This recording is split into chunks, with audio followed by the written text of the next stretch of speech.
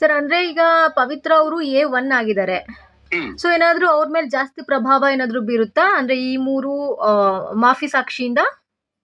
ಅದೇ ನಾನು ಈಗ ಏನ್ ಹೇಳ್ತಾ ಇದ್ದೀನಿ. ಹ್ಮ್ ಈಗ ಯಾರ ಇವ್ರ ಹತ್ರ ಏನಾದ್ರು ಮಿಸ್ಸಿಂಗ್ ಲಿಂಕ್ ಅನ್ನೋದು ಈಗ ಆಲ್ರೆಡಿ ಎವಿಡೆನ್ಸಸ್ ಸಾಕ್ಷಿಗಳು ಇದಾವೆ. ಹಾ ಹಾ ಅದು ಬಿಟ್ಟು ಮಿಸ್ಸಿಂಗ್ ಲಿಂಕ್ ಇದ್ರೆ, ಹಾ ಆ ಮಿಸ್ಸಿಂಗ್ ಲಿಂಕ್ ನಿಜಾನೇ ಇದ್ರೆ ಹ್ಮ್ ಅದನ್ನ ಕ್ರಾಸ್ ಎಕ್ಸಾಮಿನೇಷನ್ ಅಲ್ಲಿ ಅವರು ಅದನ್ನು ಸಾಬೀತ್ ಮಾಡಿದ್ರೆ, ಹ್ಮ್ ಮತ್ತೆ ಅದನ್ನ ಕೋರ್ಟ್ ಗಣನೆಗೆ ತಗೊಂಡ್ರೆ ಅದ್ ನಿಜ ಅಂತ ಪ್ರೂವ್ ಆಯ್ತು ಅಂತ ಹೇಳಿದ್ರೆ, ಇವ್ರು ಸ್ಟೇಟ್ಮೆಂಟ್ ಏನಿದೆ ಅದು ಹ್ಮ್ ಅದೇನಾಗತ್ತೆ, ಯಾರ್ ತಪ್ಪಿತಸ್ಥರು ಹ್ಮ್ ಅನ್ನೋದು ಗೊತ್ತಾಗತ್ತದೆ. ಹ್ಮ್ ಹ್ಮ್ ಹ್ಮ್ ಸೊ ಆ ಕಾರಣದಿಂದ ಅಪ್ರೂವರ್ಗೆ ಇವ್ರು ಅಪ್ಲಿಕೇಶನ್ ಹಾಕಿದಾರೆ ಅಷ್ಟೇ. ಹ್ಮ್ ಹ್ಮ್ ಅದಿನ್ನೂ ಟ್ರಯಲ್ ಆಗ್ಬೇಕು. ಏಕಾಏಕಿ ನಾವೇ ಅದು ಇವಾಗ ನೀವ್ ಹೇಳಿದ್ರಲ್ಲ ಮೀಡಿಯಾದಲ್ಲಿ ಬರ್ತಾ ಇದೆ, ದರ್ಶನ್ ಹಿಂಗ ಹೋಗುತ್ತೆ ಹಂಗ ಹೋಗುತ್ತೆ, ಆ ರೀತಿ ಹೇಳಿಕ್ ಬರೋದೇ ಇಲ್ಲ. Hmm hmm we should never say responsible ಮೀಡಿಯಾಗೆ ಆ ರೀತಿ ಹೇಳಲೇಬಾರದು. ಸರ್ ಸದ್ಯಕ್ಕೆ ಫ್ಯಾನ್ಸ್ ಕೂಡ ಬಹಳ ಟೆನ್ಷನ್ ಆಗಿದ್ರು ಅದೇ ಈ ಒಂದಷ್ಟು ಸುದ್ದಿಗಳನ್ನ ನೋಡಿ. ಯಾರು ಟೆನ್ಷನ್ ಆಗೋ ಅವಶ್ಯಕತೆ ಇಲ್ಲ. ಏನಕ್ಕೆ ಅಂತ ಹೇಳಿದ್ರೆ, ಹಾ ಹಾ ನಾವು ಇವಾಗ ಹಾಕಿದ ತಕ್ಷಣ ಇವ್ರು ಆಚೆ ಬಿಟ್ಬಿಡ್ತಾರೆ ಅಂತ ಏನಿಲ್ಲ.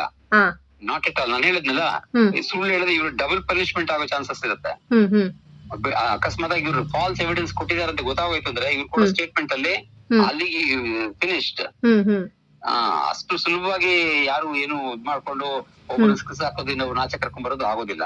ಹ್ಮ್ ಹ್ಮ್ ಹ್ಮ್ ಆ ರೀತಿ ಮತ್ತೆ ಇವ್ರು ಹಾಕಿರೋ ಅಪ್ಲಿಕೇಶನ್ ನ ಅಂಗೀಕಾರ ಮಾಡತ್ತೆ ಕೋರ್ಟ್ ಅಂತಾನು ಹೇಳಕ್ ಆಗೋದಿಲ್ಲ. ಹ್ಮ್ ಆ ರೀತಿ ನಾನು ಆ ಪೊಸಿಷನ್ ಅಲ್ಲಿ ಇದ್ದಿದ್ರೆ ಇದನ್ನ ಔಟ್ ರೈಟ್ ರಿಜೆಕ್ಟ್ ಮಾಡ್ಬಿಡ್ತಾ. ಹ್ಮ್ ಹ್ಮ್ ಅಂದ್ರೆ ಯಾಕೆ ಸರ್ ಏನ್ ಕಾರಣ ಅಂತ?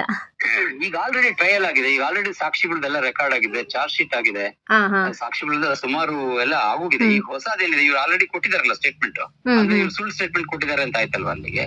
ಹೌದು, ಇವರು ಇವಾಗ ಬಂದ್ ನನ್ನ ಹತ್ರ ಬೇರೆ ವಿಷಯ ಇದೆ ಅಂತ ಹೇಳಿದಾಗ, ಅಂದ್ರೆ ಇವ್ರು ಏನ್ ವಿಷಯ ಕೊಟ್ಟಿದ್ದಾರೆ, ಯಾವ್ದ್ರ ಮೇಲೆ ಚಾರ್ಜ್ ಶೀಟ್ ಮಾಡಿದ್ದಾರೆ, ಇವ್ರು ಕೊಟ್ಟಿರೋಂತ ಫಾಲ್ಸ್ ಸ್ಟೇಟ್ಮೆಂಟ್ ಮೇಲೆ ಚಾರ್ಜ್ ಶೀಟ್ ಮಾಡಿದ್ದಾರೆ ಅಂತ ಆಯ್ತಲ್ವಾ. ಹೌದು, ಮತ್ತೆ ಆಗ ಆಲ್ರೆಡಿ ಅದು ಅಪರಾಧ, ಆಲ್ರೆಡಿ ಎರಡು ಅಪರಾಧಗಳು ಮಾಡ್ಬಿಟ್ಟಿದ್ದಾರೆ. ಒಂದು ಅಪರಾಧ ಆಗಿರುವಂತದ್ದು, ಇನ್ನೊಂದು ಇವ್ರು ಕೊಟ್ಟಿರೋ ಚಾರ್ಜ್ ಶೀಟ್ ಅಲ್ಲಿ ಕೊಟ್ಟಿರ್ತಕ್ಕಂತ ಹೇಳಿಕೆ ತಪ್ಪು ಅಂತ ಆಯ್ತಲ್ವಾ. ಇವಾಗ ಇವ್ರು ಏನಾದ್ರು ಕೊಟ್ರೆ, ಅದಕ್ಕೆ ವಿರುದ್ಧವಾಗಿ ಏನಾದ್ರು ಕೊಟ್ಟಾಗ ಅಥವಾ ಏನಾದ್ರು ಇದ್ರಲ್ಲಿ ಸೇರ್ಸ್ ಕೊಟ್ಟಾಗ ಇವ್ರು ಹೇಳಿರೋದು ತಪ್ಪು. ಅದೇ ಇವ್ರು ಮುಂದೆ ಬಂದಿರೋದು ಅದಕ್ಕೋಸ್ಕರನೇ ಅಲ್ವಾ.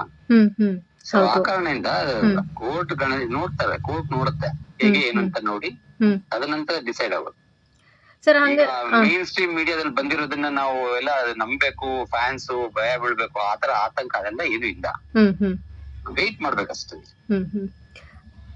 ಅಂದ್ರೆ ಇದು ಮುಂದೆ ಅಂತಂದ್ರೆ ಇವಾಗ ಏನಾಗ್ಬೋದು ಅಂತ ಸರ್?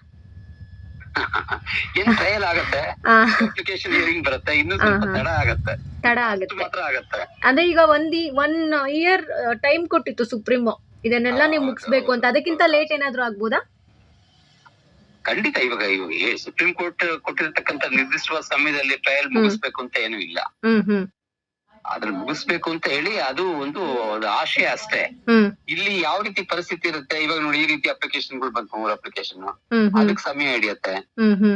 ಸೊ ಈ ರೀತಿ ಪ್ರಾಕ್ಟಿಕಲ್ ಆಗಿ ನೋಡಿದಾಗ ಬೇರೆ ಬೇರೆ ಆಂಗಲ್ ಅಲ್ಲಿ ಬೇರೆ ಬೇರೆ ವಿಷಯಗಳು ಆಚೆ ಬಂದಾಗ ಡಿಲೇ ಆಗತ್ತೆ. ಆ ರೀತಿ.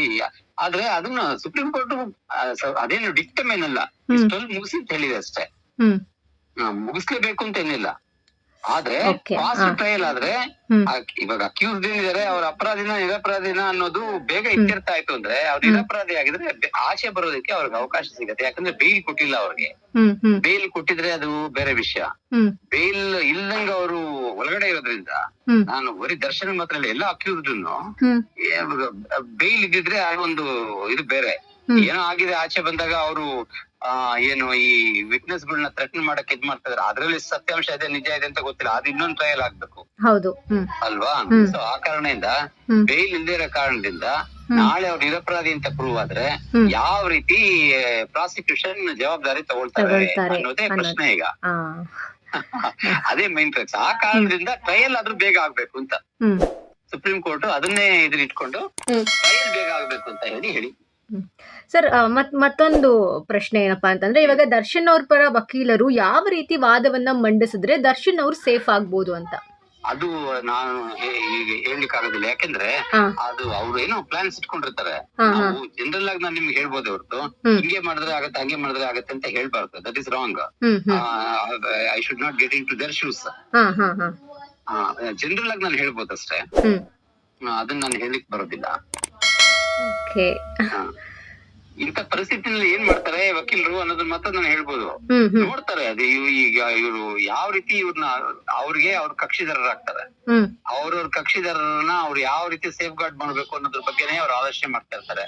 ಅದ್ರಲ್ಲಿ ಏನ್ ಸಾಕ್ಷಿಗಳಿದೆ, ಅದಕ್ಕೆ ಅನುಕೂಲವಾಗಿ ಏನಿದೆ, ಅದಕ್ಕೆ ಅನಾನುಕೂಲವಾಗಿ ಏನಿದೆ, ಯಾವ್ದು ಹೊಸ ಸಾಕ್ಷಿಗಳನ್ನ ತಗೊಂಡ್ಬರ್ಬೋದು ಅನ್ನೋದಿರುತ್ತೆ.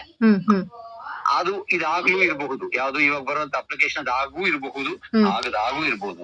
ಇದೆಲ್ಲ ಊಹಾಪೋಹಗಳಷ್ಟೇ. ರೈಟ್. ಸೊ ಇಲ್ಲಿವರೆಗೂ ಬಂದಿದೆ ವಿಚಾರ. ಹೌದು ಮೇಡಮ್. ಸರ್ ಮತ್ತೆ ನೋಡೋಣ ಸರ್ ನಾಳೆ ಏನೆಲ್ಲ ಡೆವಲಪ್ಮೆಂಟ್ಸ್ ಆಗುತ್ತೆ. ಸೊ ಏನು ಡೆವಲಪ್ಮೆಂಟ್ಸ್ ಆದ್ರೂ ನಿಮ್ಮಿಂದ ನಮಗೆ ಒಂದಷ್ಟು ಮಾಹಿತಿಗಳು ಕೂಡ ಸಿಗ್ಬೇಕು ಸರ್. ಖಂಡಿತ. Okay, thank you so much sir ಇಷ್ಟೊತ್ತರೆಗೂ ಮಾತಾಡೋದಕ್ಕೆ. Thank you so much.